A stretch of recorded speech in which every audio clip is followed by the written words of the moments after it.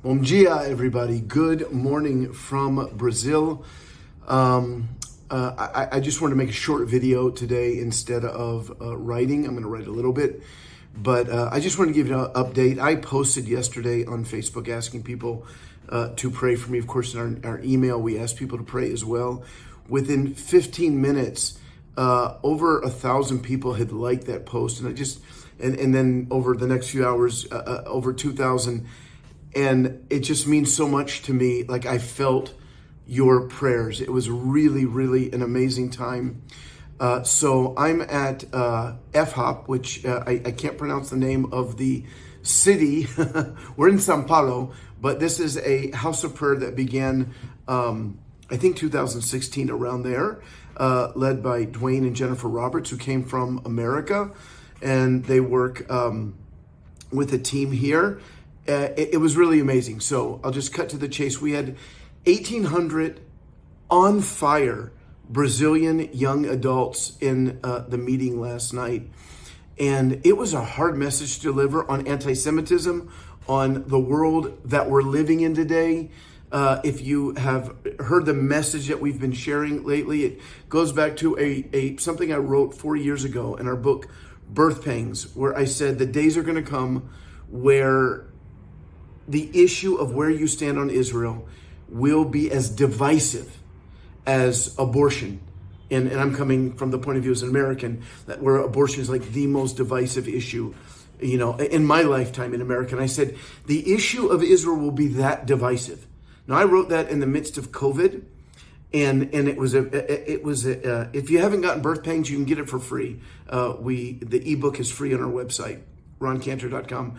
And it's a series of I guess, prophetic teachings that came out of a moment I had on March 8th. I think it was March 8th, right in the beginning of COVID, before we even knew how bad it was going to be, if it was going to spread, if we were all going to die. You remember that moment.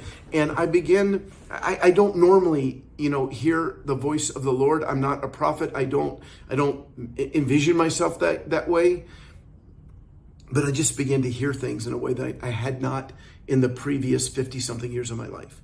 And so one of those things, the second to last chapter, was about that the day is going to come when anti-Semitism, where you stand on Israel, will be the most divisive issue in the world. Here we are. So I shared that with the young adults there. We went through the history of attempted genocides against the Jewish people from Moses, in Bethlehem with the baby boys. What I meant by Moses is that they tried to kill all the baby boys of Egypt.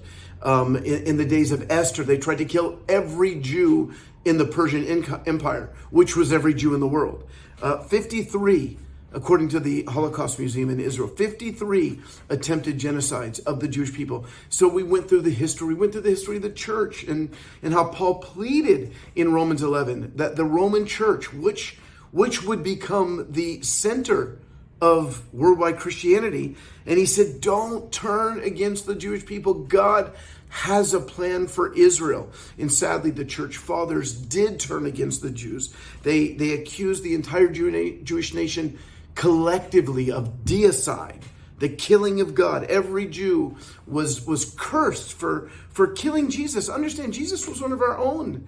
In the people of Israel, they loved Jesus. It was a few corrupt, jealous leaders that took him to the Romans.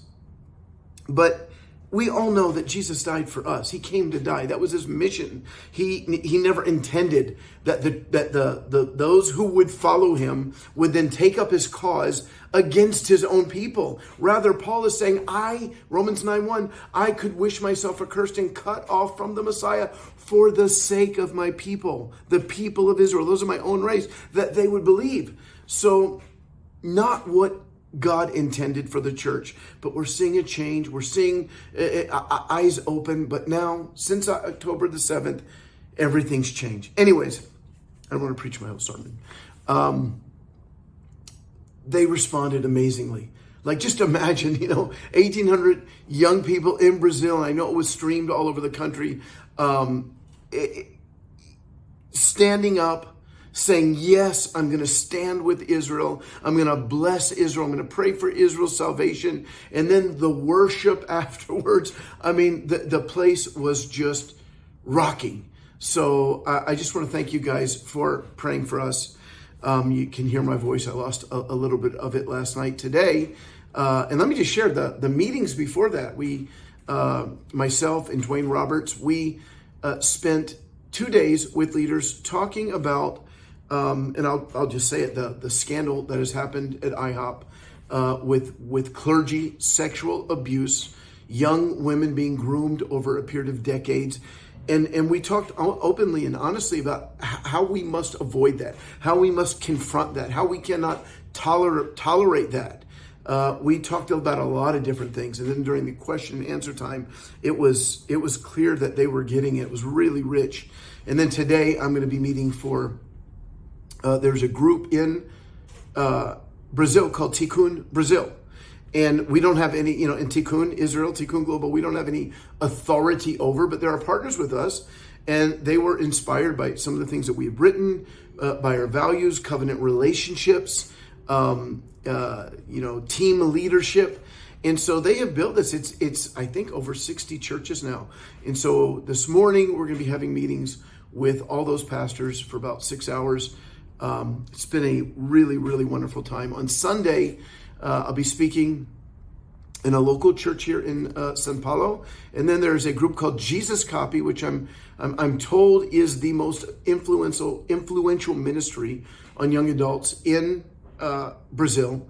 And so we're going to be at their church on Sunday night. And then Monday morning, there is a podcast, which I'm told again is the #1 podcast for On Fire, Jesus Loving Young Adults. So in Brazil.